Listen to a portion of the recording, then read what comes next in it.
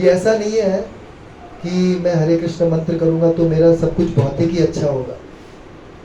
मेरी जितनी भी समस्याएं हैं, मेरी भौतिक है या आध्यात्मिक है, सारी एक ही वजह से हैं।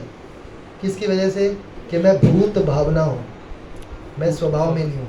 और स्वभाव में आने के लिए क्या करना पड़ेगा? हरे कृष्ण मंत्र। तो जितना अच्छा मेरा जप होगा, मेरा हरे कृष्ण मंत्र होगा, उतना ही अच्छा, उतना ही मैं अपनी सारी समस्याओं से बाहर निकल पाऊंगा, चाहे मेरी भौतिक समस्या है चाहे आध्यात्मिक समस्या। ठीक है। तीसरी अग्नि क्या है कि ये दोनों जो अच्छे अच्छे गुण हैं, इनके बावजूद हमें ये पता नहीं चलेगा, है ना। नाम नामकारी बहुधा निज सर्वशक्ति तत्रा अर्पिता नियमितः स्मरणे न काला एतादृशी, नहीं सॉरी ये नहीं, तीसरा क्या था? चेतो दर्पण मार्जनम। नहीं नहीं, पहले वाले में ही तीसरा, Shreya Kairav Chandrika. I am sorry, मैं थोड़ा सा आगे पहुंच गया।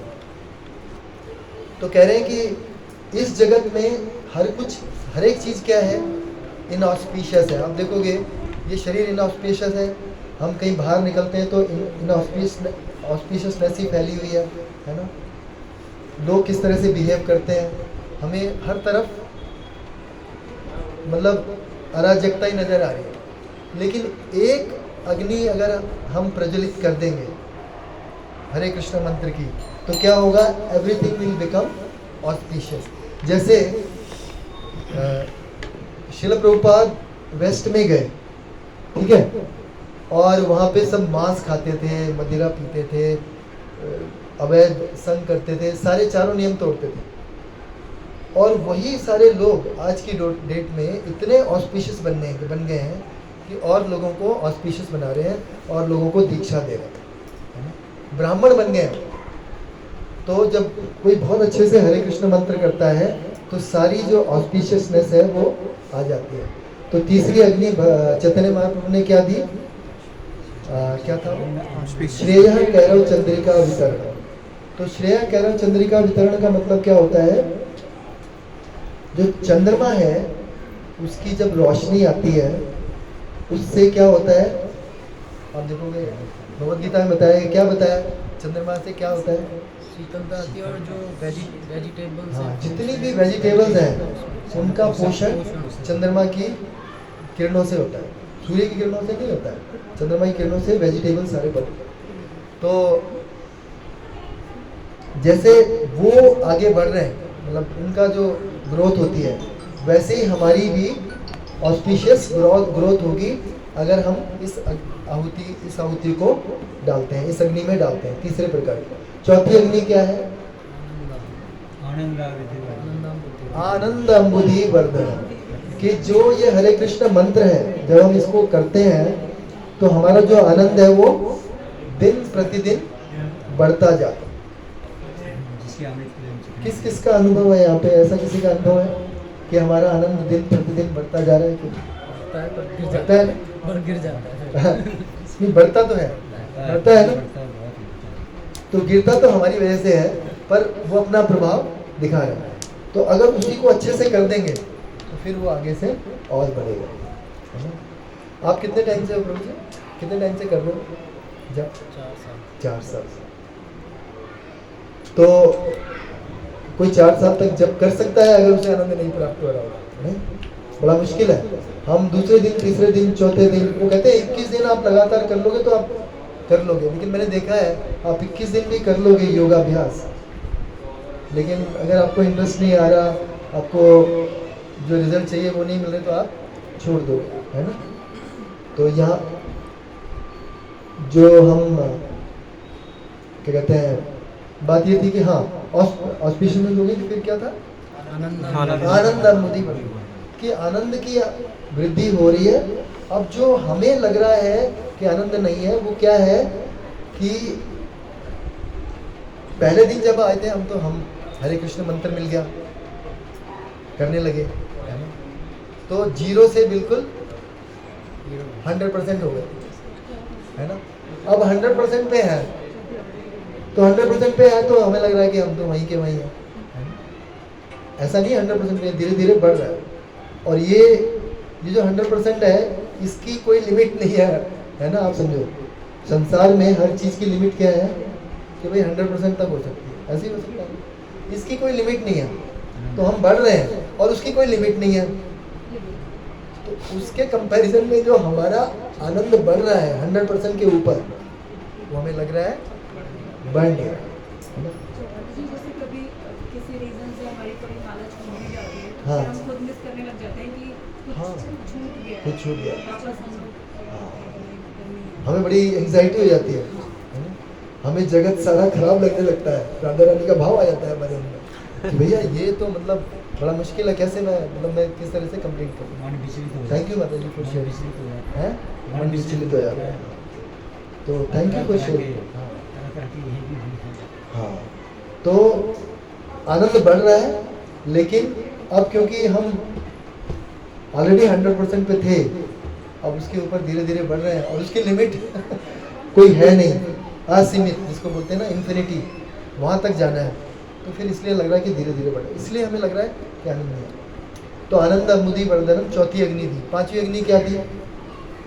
नॉन मित्रवाद स्वाद सर्वात्म स्कंद से और मुझे श्री कृष्ण चंद्र चेतो दर्पण मार्जनम, बोलिए मेरे पीछे, चेतो दर्पण मार्जनम भव महादावाग्नि निर्वापणम श्रेय कैरव चंद्रिका वितरणम विद्यावधु जीवनम। ये बीच में भूल गया, विद्यावधु जीवनम। कह रहे हैं कि जो भी हम अपने स्वभाव को भूल जाते हैं और भूत भाव हो जाते हैं, क्यों होते हैं? ये होता है अज्ञान के कारण। हम अपना संबंध कृष्ण से भूल जाते हैं। आप में से किसी को अनुभव हुआ है कि जैसे आप सुबह उठते हो, ठीक है, और आप कहीं मान लो टूर पे हो और वहाँ होटल में या कहीं ठहरे हो और वहाँ सोए हो, सुबह उठते ही आपको लगता है कि मैं अपने घर पे हूँ और मतलब मैं उसी वातावरण में जहाँ मैं रहा करता हूँ। ऐसा अनुभव हुआ है आप लोगों को? नहीं हुआ? किसी को हुआ ऐसा? तो बहुत बार होता है कि हमें लगता है कि मैं वहीं पे हूँ या मैं कहीं और कई बार ऐसा भी लगता है कि मैं यहाँ पे नहीं हूँ, मैं पता नहीं कहाँ हूँ। मेरे को शेर ने खा लिया, बाघ ने खा लिया, मेरे पीछे कोई पड़ा है ना, कोई भूत पड़ा है, कोई कुछ भी पड़ा है। हरे कृष्ण। तो ये सब क्या है कि जैसे हम जब सो के उठते हैं तो हमारा जो ज्ञान है वो थोड़ी देर के लिए धूमिल हो जाता है, उसके ऊपर तमोगुण का प्रभाव आ जाता है। तो वैसे ही हम लोग भी सब अज्ञान के कारण भूले हुए हैं कि हमारा रियल स्वभाव क्या है, भगवान की सेवा करें। तो जब हम इस यज्ञ में, हरे कृष्ण यज्ञ में ये आहुति डालेंगे तो क्या है, जो ये हम कौन सा बताया था, श्रेय कैरव चंद्रिका विद्यावधु जीवनम। तो जो हरे कृष्ण मंत्र है, इसकी जो प्रेयसी है या कहना चाहिए जो वधु है, वो क्या है? ज्ञान। तो वो ज्ञान स्वतः ही हमें मिल जाएगा कि मैं कौन हूँ मैं किरण माता जी? आत्मा। और आत्मा क्या करना चाहिए? इसको भगवान की सेवा करनी चाहिए, ये याद आ जाएगा। फिर उसके बाद चौथी अग्नि होगी। पांचवी अग्नि हमने पहले बात कर ली थी, आनंद अनुभूति वर्धन। छठी क्या है? प्रतिपदम पूर्णामृत आस्वादन। और कह रहे हैं कि अगर इस अग्नि में, जो कि चैतन्य महाप्रभु ने छठी अग्नि में अपनी सारी शक्तियां डाली हैं, उसको हम बहुत अच्छे से आहुतियां डालेंगे अपने हरे कृष्ण महामंत्र की, तो क्या होगा? प्रतिपदम पूर्ण आस्वादन, प्रतिपदम पूर्ण आस्वादन। कि हमें स्वाद किस में आता है? रसगुल्ले, गुलाब जामुन और कमल प्रभु जी आइसक्रीम और किरण माता जी आइसक्रीम, रानू माता ji ice cream, Steven Prabhu ji what do you like? Sweet, jalebi different, Ramya माता जी समोसे। Very good. आ रहे हो प्रभु?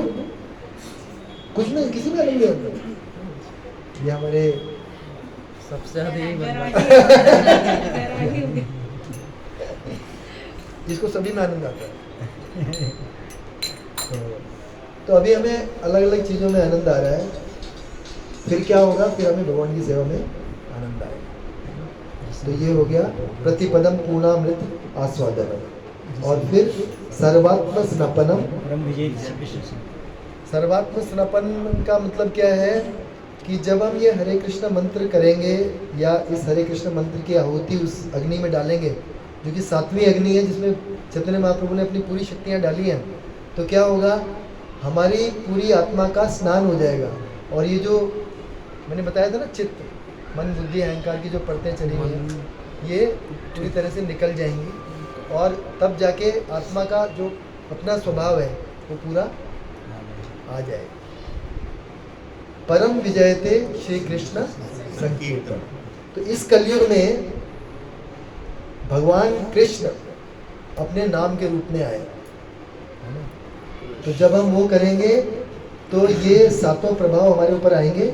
और ये 7 प्रभाव किस कारण से प्रकट हुए थे? जो अनुप्रभाव चैतन्य महाप्रभु ने फील किया था, और वो अनुप्रभाव किसका था? मोहन भाव, जिसमें कि राधा रानी कृष्ण का विरह महसूस करती हैं और उनसे मिलन भी एक्सपीरियंस करती हैं। ठीक है, तो इसलिए परम विजयते श्री कृष्ण संकीर्तनम है, क्योंकि चैतन्य महाप्रभु ने उस राधा रानी के भाव को जब आस्वाद किया, तो उनके मुंह से स्वतः ही ये चेतो दर्पण मार्जनम। चैतन्य महाप्रभु ने कहा जाता है बहुत कम रचनाएं की हैं, ज़्यादातर उनकी रचनाएं उनके अनुयायियों ने की है। तो एक ये रचना उन्होंने किया शिष्टाष्टकम, और एक और की है, और कुछ ना उन्होंने किसी से लिखवाई है, लेकिन बाकी जो है ज़्यादातर रूप गोस्वामी, सनातन गोस्वामी ने करी। तो जो चैतन्य महाप्रभु ने अपने एक्सटेसी में जिसका अनुभव किया है, वो हरे कृष्ण मंत्र है। जिसको कि राधा रानी अनुभव करते हैं, वो हरे कृष्ण मंत्र है। और इसीलिए चैतन्य महाप्रभु ने अपनी पूरी शक्ति इस हरे कृष्ण मंत्र में डाली थी। कहते हैं इससे पहले हरे कृष्ण मंत्र नहीं था, ऐसा नहीं था, पहले भी था, लेकिन उसमें वो पोटेंसी नहीं थी। जैसे सतयुग में ध्यान करते थे लोग, उस समय भी हरे कृष्ण मंत्र था। त्रेता युग में भी हरे कृष्ण मंत्र था, यज्ञ करते थे, तो यज्ञ विधि थी। लेकिन कलयुग में ये विधि बन गई, क्यों? क्योंकि चैतन्य महाप्रभु ने उसमें शक्ति डाली। ठीक है, तो इसलिए हमें बहुत अच्छे से हरे कृष्ण मंत्र को बड़े ध्यानपूर्वक करना चाहिए। ठीक है, रेडी हैं आप लोग करने के लिए? क्या टाइम हुआ है अभी? 15 मिनट। किसी की और की इच्छा तो नहीं है?